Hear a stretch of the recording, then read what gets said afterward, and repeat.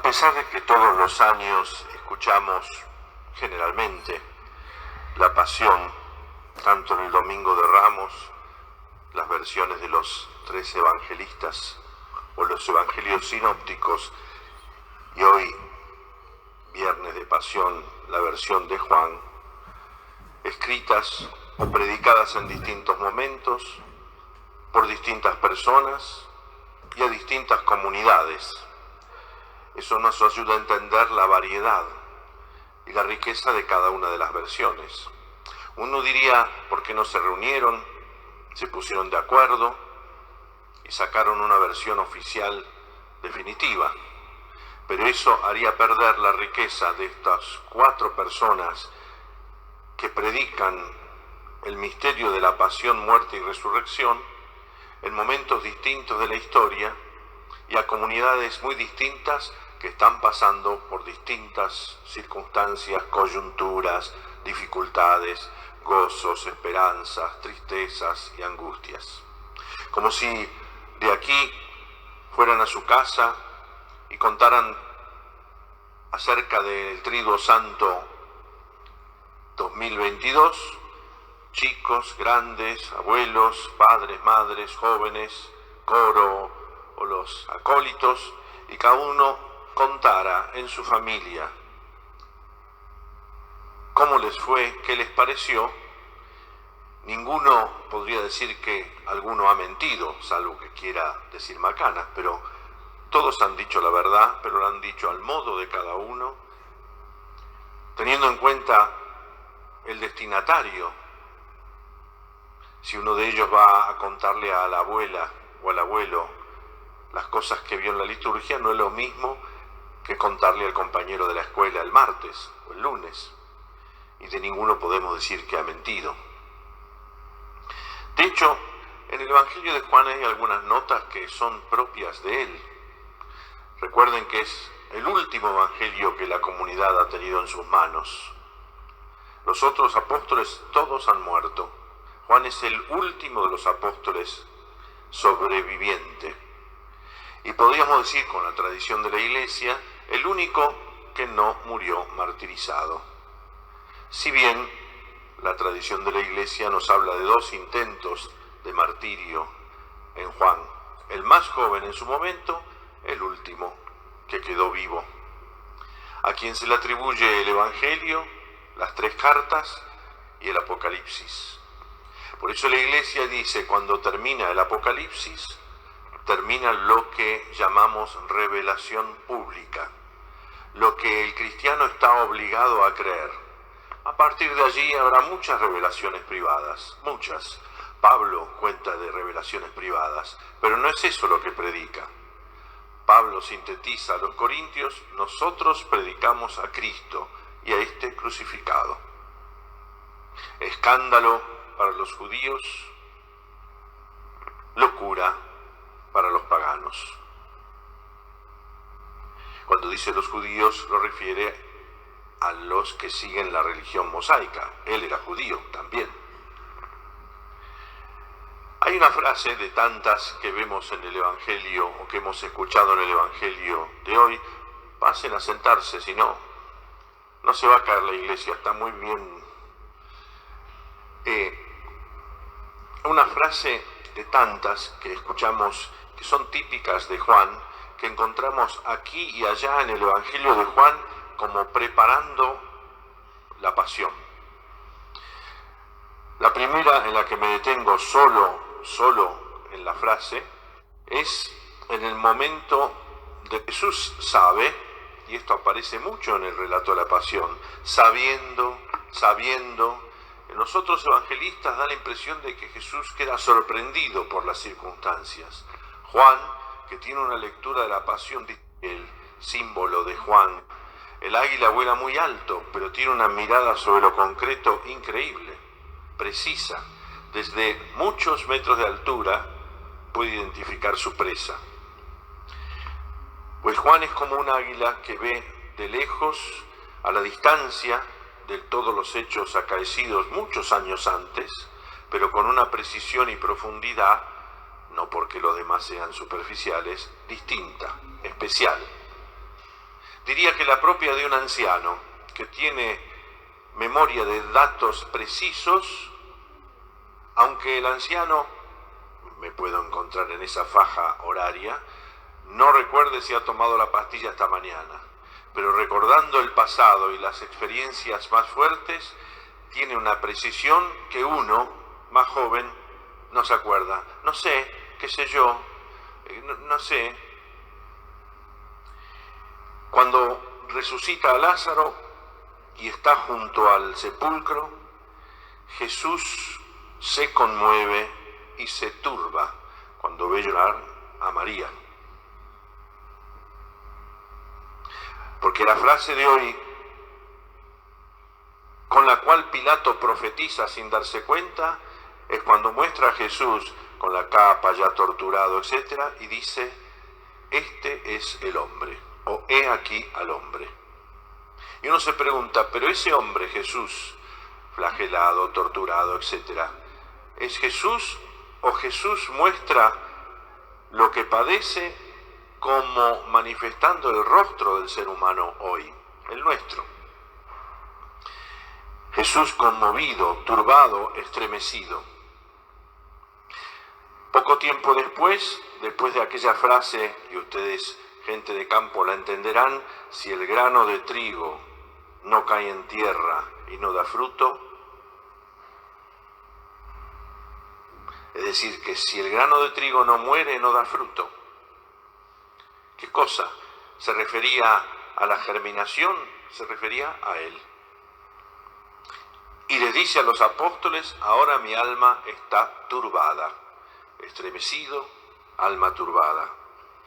Y finalmente, en la última cena, se estremeció y manifestó claramente, uno de ustedes me va a entregar. Ya es la hora de las tinieblas. Sin detenerme a la pasión que acabamos de escuchar, deteniéndome en cada paso, porque se cansarían y sé que no me invitarían más a venir a Wangelén, ni para predicar una antífona, nada. Jesús subraya en el Evangelio de Juan algo muy distinto a los demás. Él pasa por esta hora de la pasión y la muerte voluntariamente. No es que en los otros evangelios se resista, no, pero da la impresión de que él previene, provee a todo lo que va a ocurrir. Nadie me la quita la vida, yo la doy voluntariamente. Él desea beber el cáliz, él permite que tomen su vida, él incluso hasta el detalle más sensible protege a los suyos. Si me buscan a mí, dejen que ellos se vayan.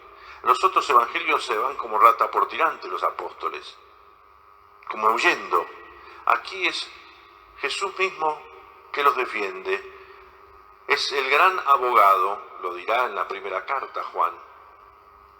Si tu conciencia te reprocha algo, y nos reprocha, no te preocupes, Él es nuestro abogado, más grande que la conciencia. Por eso es misericordia. No solo protege a los suyos, sino que sorprende en estos diálogos con Anás, con Caifás, con Pilato. Sorprende el dominio de sí. Cuando uno lee, pueden hacerlo después en casa de nuevo, la Pasión de Juan, da la impresión de que en lugar de poner en ridículo a Jesús, Caifás, Anás o Pilato, ellos quedan en ridículo.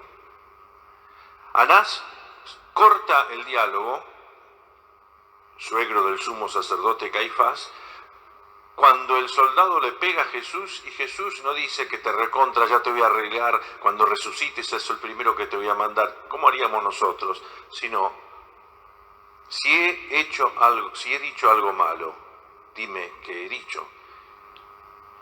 Y si dije algo bueno, ¿por qué me pegas?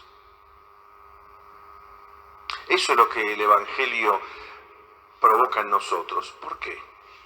¿Por qué haces esto? ¿Por qué decís esto? A Pilato, que parece, digamos, como un camaleón que cambia de colores, parece mentira. Yo tengo poder sobre vos, nadie podría... Y es verdad, los judíos necesitaron llevarlo a Pilato porque solo él puede declarar o sentenciar la muerte. Ningún habitante del imperio podía morir bajo la ley romana sin que la autoridad romana dijera sí, a través de la cruz.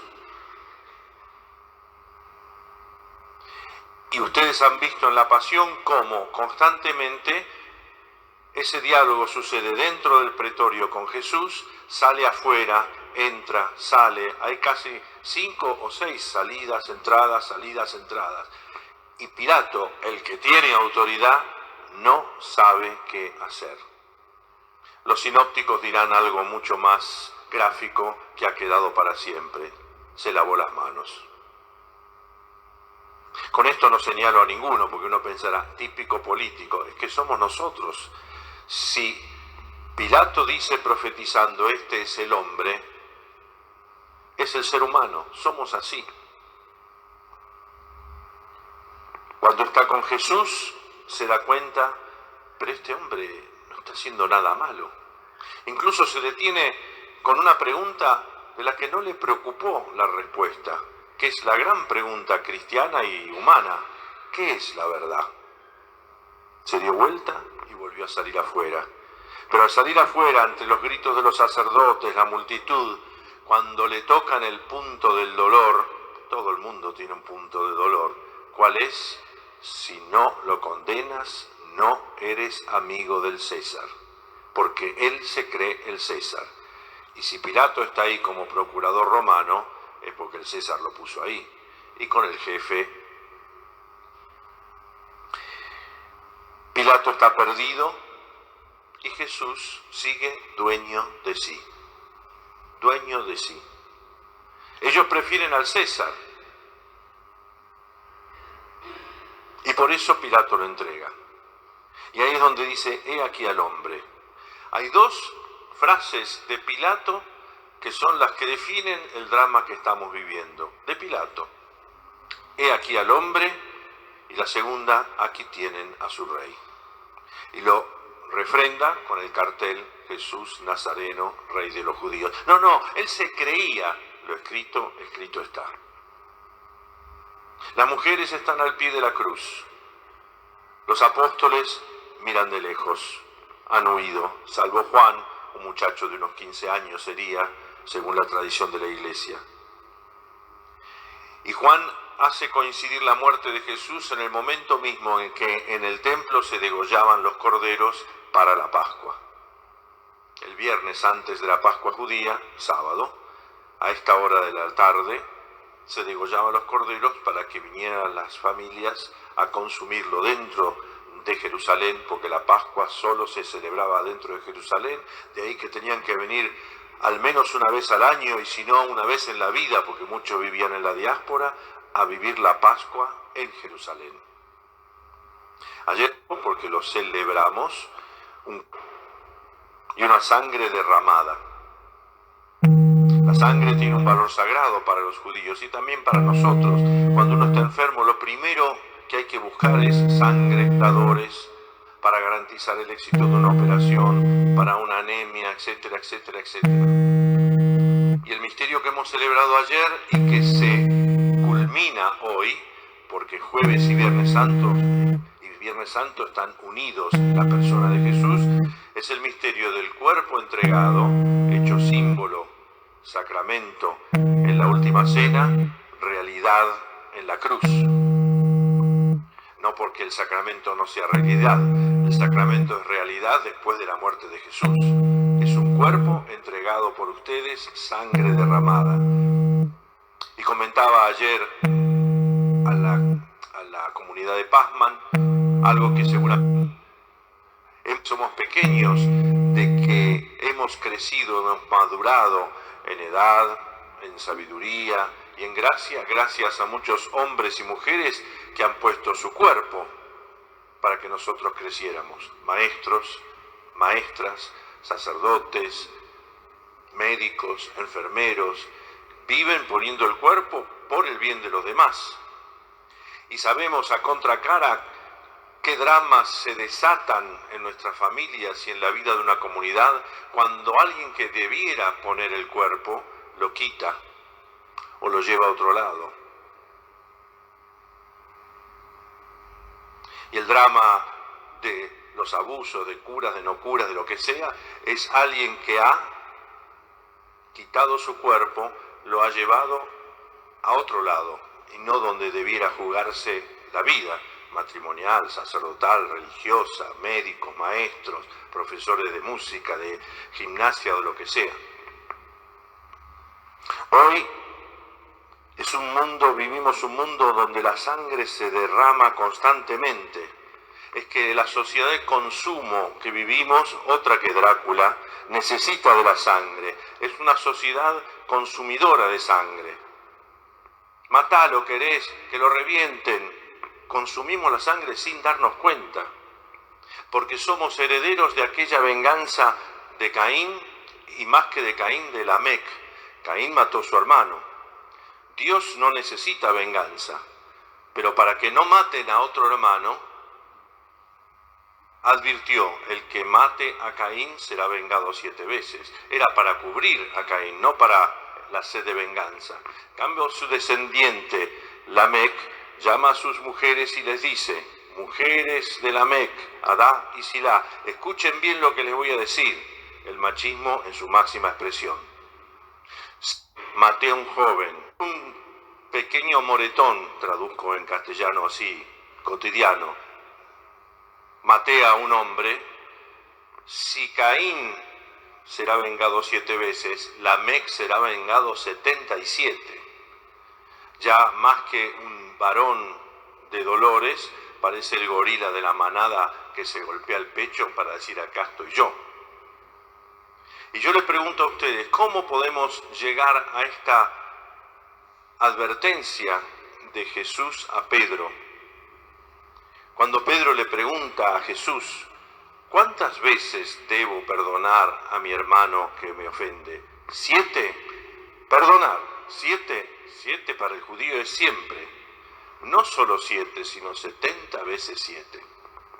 ¿Cómo podemos caminar en nuestra vida personal y comunitaria del me vengaré 77 a perdonar 70 veces 7? ¿Quién puede pagar esa factura? ¿Quién puede pagar esa boleta?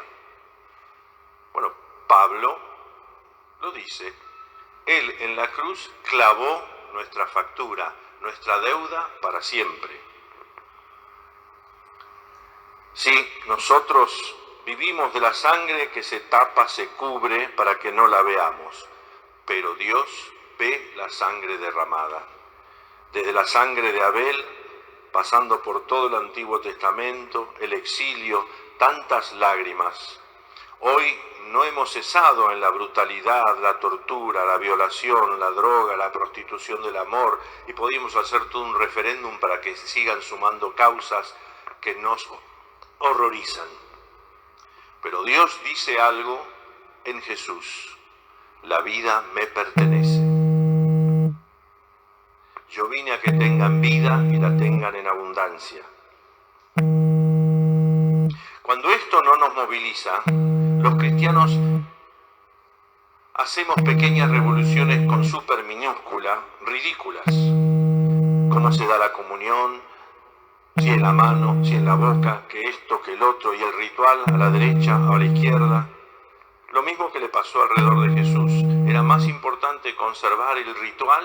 Rápido, hay que matarlo antes de que comience el día santo. Y mientras lo iban juzgando por testigos falsos que encima no se ponían de acuerdo entre sí.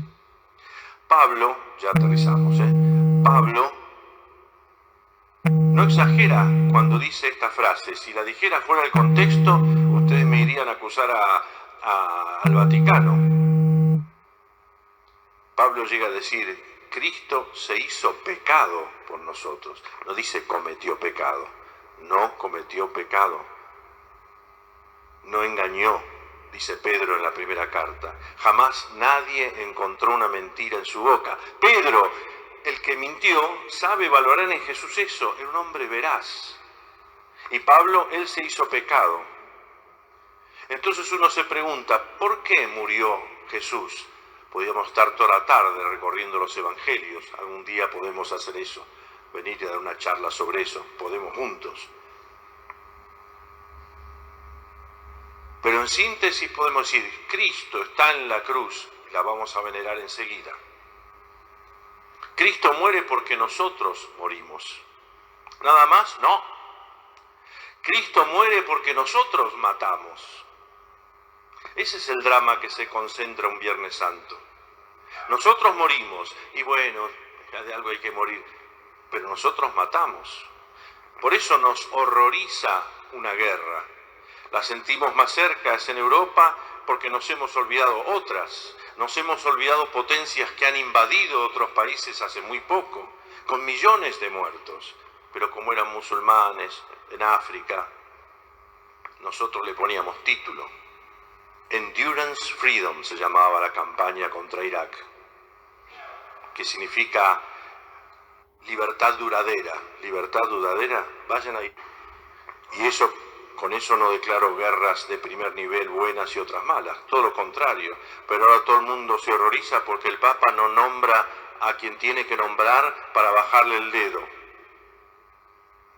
Como Pilato, elijan Jesús o Barrabás. Estamos en esa. Cuando nosotros mismos en casa, cuando educamos a nuestros hijos, les decimos, se dice el pecado y no el pecador. Pero vos querés que lo diga específicamente para sacar un cartel, finalmente lo dijo el cobarde. Jesús se hace pecado, muere porque morimos, muere porque matamos.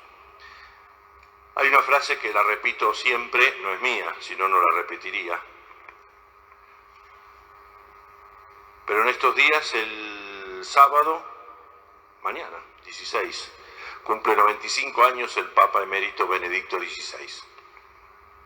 Estaba en Roma cuando lo eligieron y me sorprendió en la misa de inicio solemne del pontificado. Un papa es papa desde el momento que lo eligen y le preguntan algo que es terrible y no te dan mucho tiempo para contestar. Terrible. ¿Aceptas? Desde el momento que dice sí, ya es papa. La segunda pregunta es ¿qué nombre eliges? Pero siempre está la costumbre que días después, cuando se compone un poco la cosa, el inicio solemne de su pontificado. No le agrega nada a lo que ya es, pero se le entrega el anillo de pescador, el palio, que es esa prenda que yo tenía ayer, etc. Y en el sermón, el resto del sermón no me acuerdo que habló de su predecesor, Juan Pablo II, que había muerto, claro, pero en un momento dijo esta frase, y ustedes me la deberían explicar, no es un desafío, sino en el momento que la escuché, dije, ¿qué significa eso? Nosotros sufrimos por la paciencia de Dios. ¿Cómo? ¿Es verdad? ¿Cómo vamos a sufrir por la paciencia de Dios? Si al revés nosotros le pedimos a Dios que nos tenga paciencia. Y no, sufrimos por la paciencia de Dios porque contra aquellos o aquellas que nosotros consideramos que le exigimos a Dios, ya, castigalo, matalo, que esto desaparezca, tal, que mis enemigos, lo que hicieron con Jesús. Pero Dios es paciente, misericordioso, lento a ira, rico en piedad y misericordia. Lo leemos 5, 6, 10 veces en el Antiguo Testamento. Dios está con los crucificados, no con los que crucifican, aunque hagamos de la crucifixión una bandera nuestra para crucificar a alguien. La redención de Jesús en la cruz se extiende a los que lo persiguen. Él es el cordero degollado, Él es el sacrificio, Él es comida, cuerpo entregado, bebida, sangre derramada. Y la frase que culmina todo esto es, Padre, perdónalos porque no saben lo que hacen.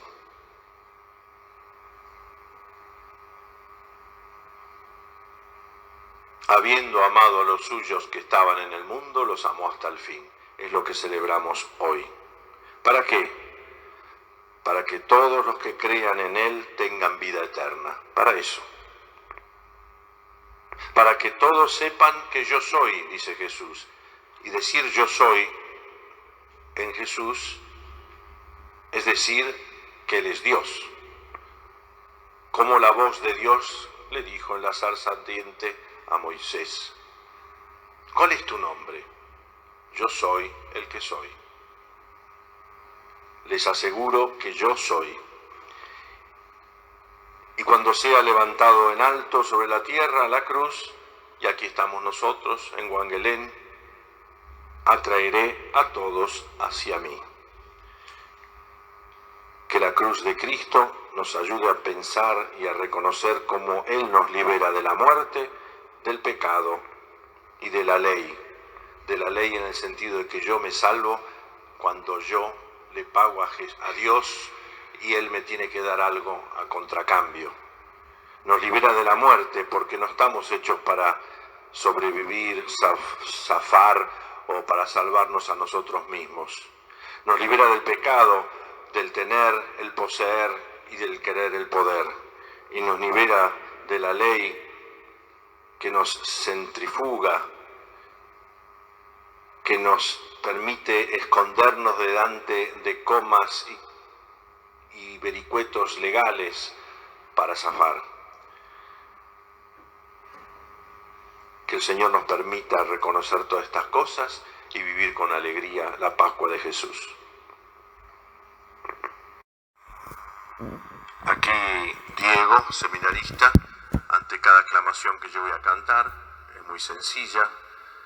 Este es el árbol de la cruz, donde estuvo suspendida la salvación del mundo. Respondemos: venid, adoremos al Señor, venid, adoremos al Señor. Y Él va a descubrir en 3 momentos la cruz. Dadas las circunstancias, para que no nos preocupemos, por favor, vamos a acercarnos como se acercan a comulgar, y el que quiera hacer una genuflexión, el que quiera y pueda una reverencia. No vamos a tocar la cruz ni besarla, dadas las circunstancias. No lo digo por mí, pero por ahí hay alguna persona, y hay que respetar a todos, porque lo más lindo es venerar y adorar a Jesús en el corazón. Y no se adora la cruz en el sentido material, se adora a Jesús que murió por nosotros.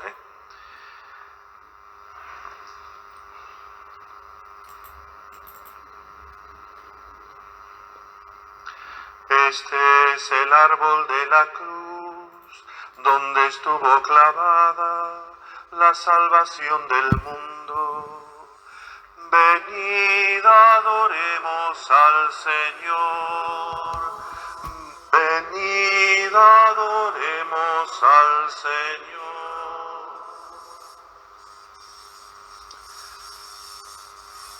Este es el árbol de la cruz, donde estuvo clavada la salvación del mundo. Venid, adoremos al Señor. Venid, adoremos al Señor. Este es el árbol de la cruz, donde estuvo clavada la salvación del mundo. Venid, adoremos al Señor. Venid, adoremos al Señor.